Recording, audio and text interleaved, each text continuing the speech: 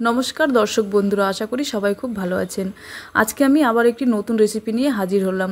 আজকে তৈরি করব রুই মাছের পাতলা ঝোল। এই রেসিপিটি থাকলে গরম গরম ভাতের সঙ্গে আর কিছুই লাগে না। এই রেসিপিটি যদি আপনারাও বাড়িতে ট্রাই করতে চান তাহলে আমার এই সম্পূর্ণ ভিডিওটি দেখার অনুরোধ রইল এবং চ্যানেলে নতুন হলে চ্যানেলটিকে সাবস্ক্রাইব করে পাশে থাকবেন। তাহলে বেশি দেরি না করে দেখে নেওয়া যাক আজকের রেসিপি। এখানে আমি 500 গ্রাম রুই মাছ নিয়েছি। রুই মাছটা আমি রিং পিস নিয়েছি, আপনারা আপনাদের পছন্দ মতো পিস নেবেন। মাছটা আমি পরিষ্কার করে ধুয়ে নিয়েছি। তারপরে এইখানে আমি মাছের মধ্যে হলুদ গুঁড়ো ও পরিমাণ মতো লবণ দিয়ে মাছটা খুব ভালোভাবে মেখে নেব, আর সাথে সামান্য 1 চামচের মতো সর্ষের তেল দিয়ে দেবো এবং খুব ভালোভাবে মেখে নেব, যাতে মাছের চারিদিকে এপিট ওপিট লবণ ও হলুদটা মিশে যায় খুব ভালোভাবে আমি মেখে নেব। তারপরে আমি 10 মিনিটের মতো রেস্টে রেখে দেব। তারপরে এইদিকে আমি কড়াইয়ে সর্ষের তেল দিয়ে দেব। তেলটা খুব ভালোভাবে প্রথমে গরম করে নেব। তেলটা গরম হয়ে গেলে কড়াইয়ের মধ্যে এক এক করে মাছগুলো এইভাবে করে দিয়ে দেব। সাবধানে দিতে হবে যাতে তেল ছিটকে না গায়ে আসে, তাই আমি খুব সাবধানে মাছগুলো দিয়ে দিলাম। এক পিঠ ভাজা হয়ে গেলে আরেক পিঠ আমি উল্টিয়ে এইভাবে ভেজে নেব। খুব কড়া করে বা খুব লাল করে ভাজবো না, হালকা ভাজলেই হবে। মিডিয়াম মাছগুলো আমার 2 পিঠ ভালোভাবে ভাজা হয়ে গেছে। এইবারে তেল থেকে ছেঁকে নিয়ে একটা পাত্রে তুলে নেব। একইভাবে আমি সম্পূর্ণ মাছগুলোই ভেজে তুলে নেব।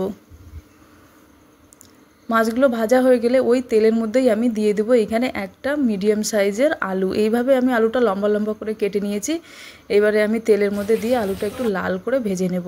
আলুটা যখন লাল লাল করে ভাজা হয়ে যাবে তারপরে আমি একটা পাত্রে আবারও তেল থেকে ছেঁকে আলুটা তুলে নেব। আলুটা তুলে নেওয়ার পর ওই তেলেই আমি 2টো শুকনো লঙ্কা, 2টো ছোটো এলাচ ও 1 চামচের মতো গোটা জিরে ফোড়ন দিয়ে দেবো। ফোড়নটা দেওয়ার পর এখানে আমি একটা মিডিয়াম সাইজের কুচনো পেঁয়াজ কেটে দিয়ে দেব। পেঁয়াজটা একটু লাল লাল করে ভেজে নেব। পেঁয়াজটা লাল করে ভাজা হয়ে গেলে এখানে আমি 1 চামচের মতো আদা বাটা দিয়ে দেব। আদা বাটাটা খুব ভালোভাবে তেলের সঙ্গে কষিয়ে নেব, যাতে আদার কাঁচা গন্ধটা চলে যায়। গন্ধটা চলে গেলে তারপরে এখানে আমি একটা মিডিয়াম সাইজের টমেটো কুচি দিয়ে দেবো, সাথে সামান্য লবণ দিয়ে দেবো, যাতে টমেটোটা অনেকটা নরম হয়ে আসে, সফট হয়ে যায়। এইবারে আমি আবারও খুন্তির সাহায্যে এইভাবে করে নেড়ে চেড়ে ম্যাশ করে নেব টমেটোটা। তারপরে এইখানে আমি পরিমাণ মতো দিয়ে দেবো 1 চামচের মতো হলুদ গুঁড়ো, 1 চামচের মতো জিরে গুঁড়ো, 1 চামচ ধনে গুঁড়ো ও কালারের জন্য রেড চিলি পাউডার, আর সামান্য পরিমাণে জল দেবো এবং মশলাটা খুব ভালোভাবে কষিয়ে নেব, যাতে কড়াইয়ের তলায় লেগে না যায়। মশলাটা পুড়ে গেলে তরকারির টেস্টটা ভালো আসবে না, তাই আমি সামান্য পরিমাণে জল দিয়ে দিলাম। এবারে ভেজে রাখা আলুগুলো মশলার সঙ্গে দিয়ে দেবো।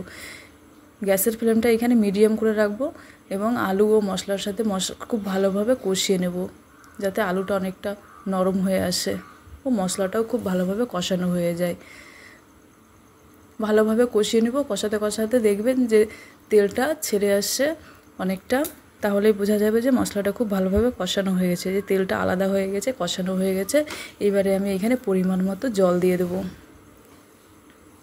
জল দিয়ে খুব ভালোভাবে মশলা আলু মিশিয়ে নেব। এইভাবে খুন্তির সাহায্যে নেড়ে চেড়ে চালিয়ে নেব।